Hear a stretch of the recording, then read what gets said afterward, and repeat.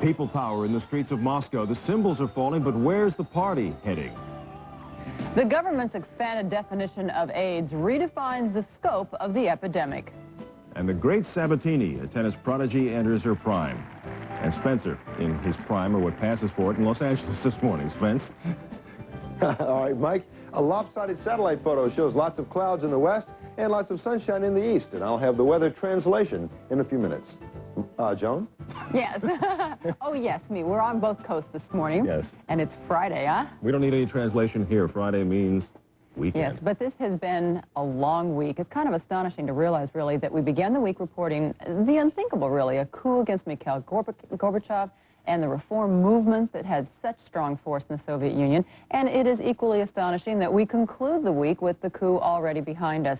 In this half hour, we will talk to intimates of Gorbachev and also intimates of Boris Yeltsin and some eyewitnesses to the history made this week and participants, perhaps, in what lies ahead. If anybody can figure out what does lie ahead, that's the big question right now. Leading the news this morning, perhaps some answers to that. We do have the latest developments from the Soviet Union. Morton Dean has that story and all the other news of this day. Good morning, Mort. Good morning, Mike. There are major personnel changes underway in the Soviet Union.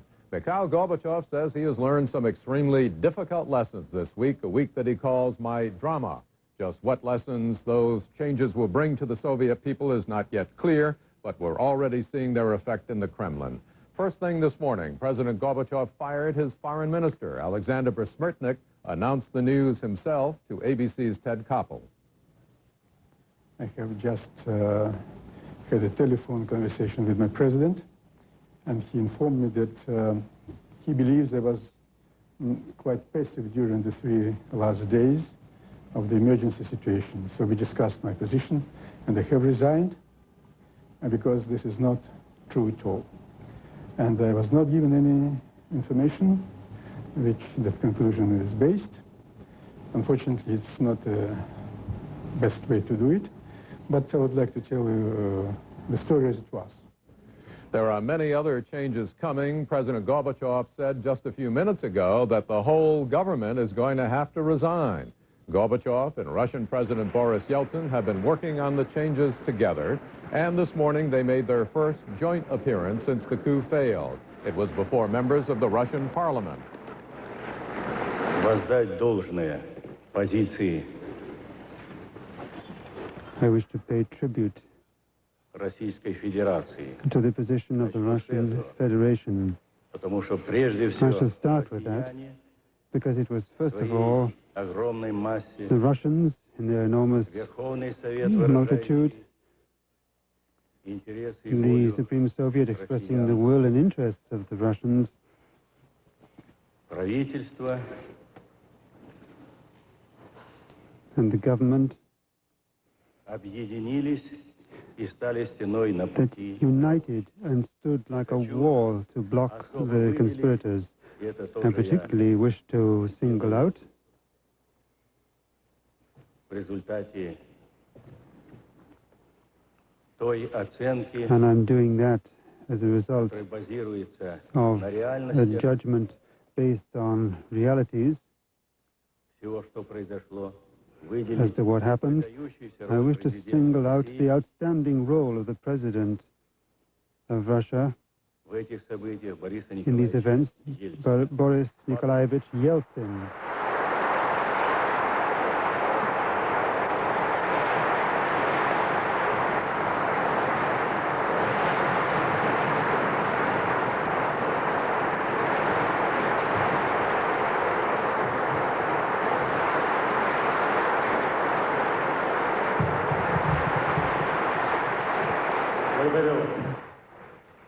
I thank you.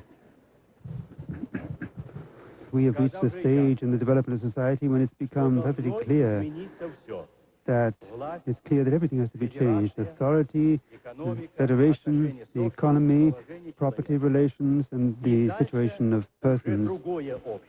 And beyond that lies another society where there's no place for those reactionary forces.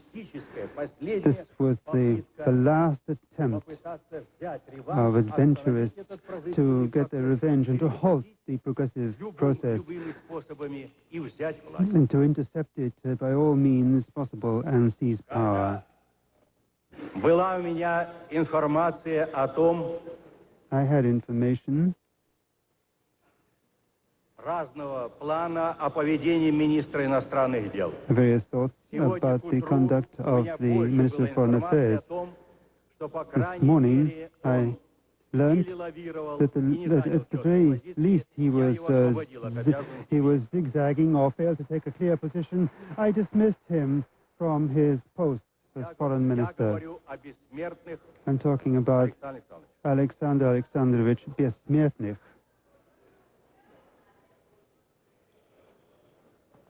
Таким образом, я думаю, что у нас будет правильный подход. I think, therefore, that we will have a correct approach. That this government has to resign in its entirety.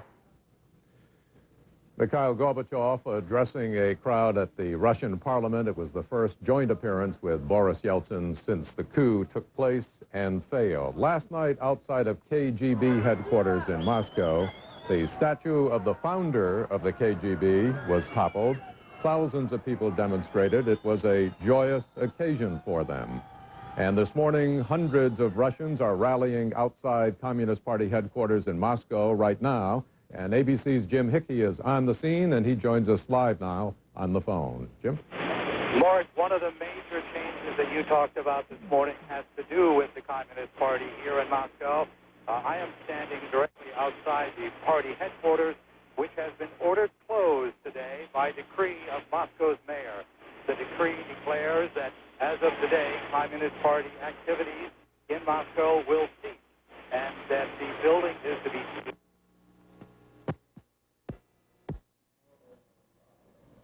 We just lost contact with Jim Hickey, who was on a portable telephone covering a demonstration outside the Communist Party headquarters in Moscow. But he did report the extraordinary news that the mayor of Moscow has ordered that the Communist Party headquarters in the capital city of the Soviet Union be closed. We're going to switch now to ABC's Ann Compton. She joins us from President Bush's vacation home in Kennebunkport, Maine. Good morning again, Ann. Good morning, Morton. There's something very interesting about that Communist Party headquarters closing. Yesterday, the White House expressed great surprise at how strongly Mikhail Gorbachev defended the Communist Party, saying he would rid it of its conservative elements and maintain the party structure. Frankly, that surprised the White House, which thought he was going to do a fairly thorough house cleaning. Morton? Well, Ann, I've asked you this question before. I think you've been asked every day of the week. Are major changes underway in the Bush administration's policy toward the Soviet Union? And is the president going to succumb to the calls for more foreign aid, more aid to Moscow? My answer hasn't changed. It's still no. The administration still says it's not a matter of cash at this point. And in fact, it says it doesn't need to be. The president himself said yesterday that he believes now Mikhail Gorbachev no longer has the pressure coming from the right, from the conservatives, those who told him go slow on reforms. He says now he believes he will see the true Gorbachev, the reforms that Gorbachev has wanted all along to bring, and those reforms themselves will open up directions by which the West can pump in money. By the way, the president also says he's not going to wade into any of these personnel questions, including the firing of Mr. Besmертnych, who was helping the U.S. on a Middle East peace conference. The president this morning said that he's not going to get into those. Those are internal matters for Gorbachev, and that he's sure Middle East policy will not be affected. The president wants very much to see Gorbachev solidify his hold on that government, but the U.S. is watching, figuring there are many of Gorbachev's lieutenants who were silent or invisible or indeed passive during the 72-hour coup, and they expect those people to be weeded out and removed. And then, briefly, the new U.S. ambassador to Moscow is there. Earlier, it was said he'd be coming home in a few days. Do you think he's going to stay there now indefinitely? Not indefinitely. He'll come back here to Kennebunkport sometime next week, but they say the cables he's been sending back are invaluable about what's going on inside the Soviet government. Thank you, Ann. And that's the news. Now back to Joan. And Good Morning America. Joan. you, Mort. Yes, we are here on the East Coast, and meanwhile, Spencer Christian is out on the West Coast. He's got the national weather forecast for us. Spencer, good morning. And it may not actually pay to rewrite them anytime soon, because major changes are likely over the next few days, weeks, and months ahead in the Soviet Union, all because of the failed coup. Joining us now from Moscow are two men with an inside track on the new power brokers. Andrei Fedorov is a close aide to the Russian President Boris Yeltsin. He also serves as the Deputy Foreign Minister of Russia. He was with Yeltsin in the Russian Parliament building during the coup. And until just last month, Sergei Grigoriev served as President Gorbachev's deputy spokesman. He spent the coup outside the Parliament building among those trying to protect it from attack. Gentlemen, good morning to both of you. Good morning. First of all, Mr. Fedorov, the stunning news this morning about the forced resignation of Mr. Besmirtnik. It can't come as too much of a problem for you, because I understand this morning in Pravda, Mr. Fedorov, you wrote an open letter to Besmirtnik asking him to quit. What's your reaction to this sudden dismissal? Yes, my open letter to Mr. Besmirtnik was published today in the morning in Komsomolskaya Pravda, the nation's largest newspaper, where I described how the leadership of the Ministry of the Foreign Affairs of the Soviet Union behaved during these days, and with the facts in my hands, I showed that they supported the coup.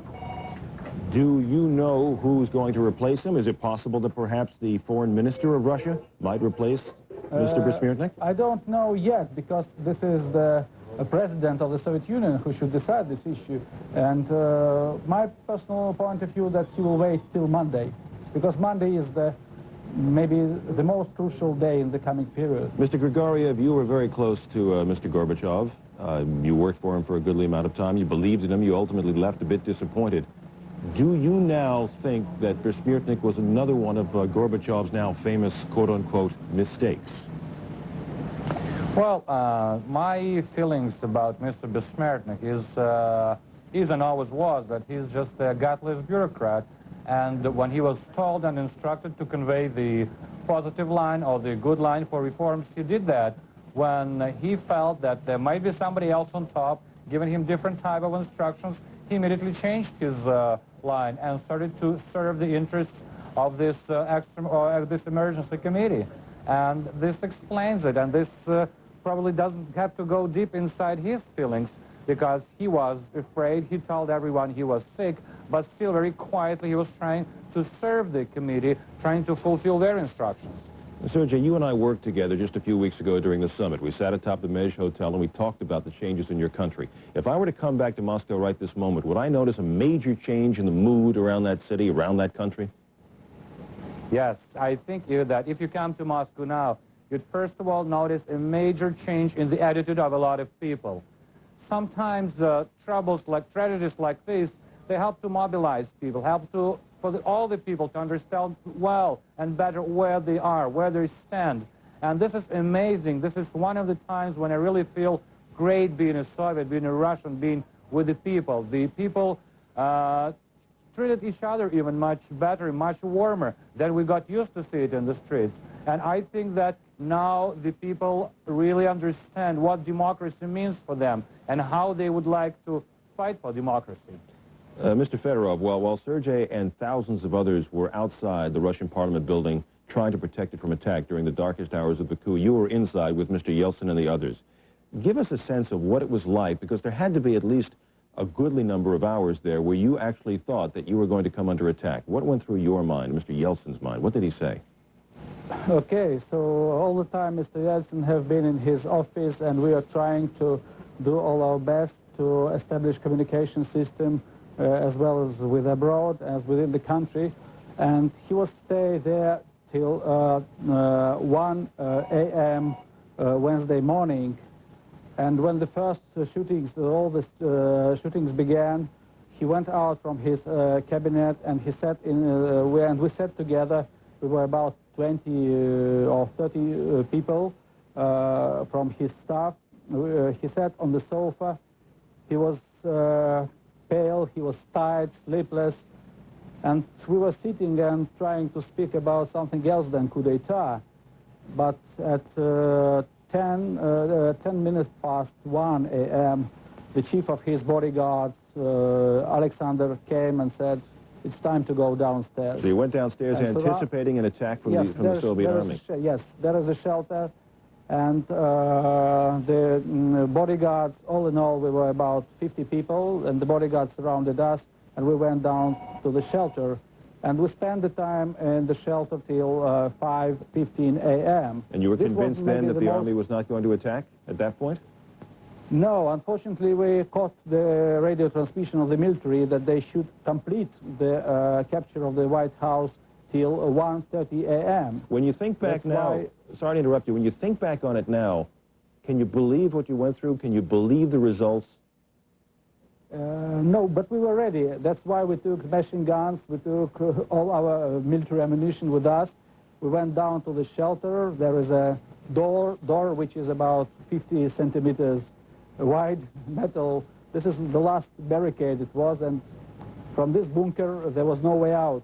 We decided to stay there if something will happen. And something ultimately didn't happen, except that the whole world, as a result of what didn't happen, has changed immeasurably. Gentlemen, we have to leave it there. Our thanks to both of you, Andrei Fedorov and Sergei Grigoriev. Yeah. And good luck to But both I of you should as say well. only then that coup d'etat is not over. It's not over. It's not over. Unfortunately, the members of the Soviet Union Parliament don't want to condemn the coup d'etat on Monday's session. They would like to describe it as a tragic mistake, many of them. And they would like also to legalize this coup d'etat in a new form. This is the problem. Mr. Fedorov, with that in mind, we will eventually get back to you, and hopefully sooner rather than later. Thanks, gentlemen.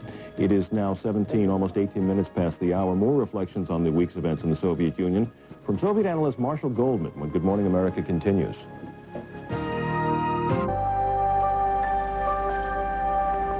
It is now 20 minutes after the Soviet Free Press is back in business this morning after being shut down during the coup. Here in the United States, we've had all kinds of Gorby's headlines. We have Gorby's hell, and then we have, of course, he's back, the famous shot of him getting off the plane. And then we have he cleans house, which, of course, we have seen this morning. That is currently happening. And, of course, the question is, it says here, will this hasten reform? And that seems to be the question. And so this morning we have our Soviet analyst, Marshall Goldman, Associate Director of the Russian Research Institute at Harvard. He was out early this morning in Moscow scooping up the papers there, and he is back now with some samples. Marshall, good morning. Good morning, Joan. Marshall, we just heard the Russian Deputy Foreign Minister for the Russian Federation, Andrei Fedorov, say it's not over. Now, would you say that from the papers and what you're getting there this morning that there's still turmoil? Well, the newspapers are very clear. They're very supportive of what's happened. They're very proud of it. They're showing pictures of the sort I've never seen before in the Soviet Union. Pravda has changed its origins. This is Pravda from yesterday. It says the organ of the Central Committee. This is Pravda from today. It says the General Political Gazette of the Communist Party. Pravda is indeed making some changes, but what they were talking about is the fact that Gorbachev yesterday did not come out and condemn everybody that was involved. He did not come out and condemn the people. He said he made some poor choices, and he appointed the head of the Soviet Army, the Minister of Defense, a man by the name of Moiseyev, who was very much involved in carrying on those activities. So there's a great deal of concern that it's not over, but the newspapers are very excited. They're coming out, indeed. This is one that was published in the middle of on Monday. It was they suppressed it, so they came out in the form of underground like a newspaper. newsletter, right? Almost like a newsletter that they came out with, yeah. That's right, but it's still to maintain the information. And these papers, which are normally 20 pages long, came out just in 2 or 4 pages, and there's inside of it. There's what we expect to do. They said they try to close this down. We're going to come out anyway. So it's a very exciting thing. And yesterday, when I was buying papers, these are the hardline papers, and they thought they're gone forever, and people said good. All right, Marshall, thank you very much. Sure. We'll be back.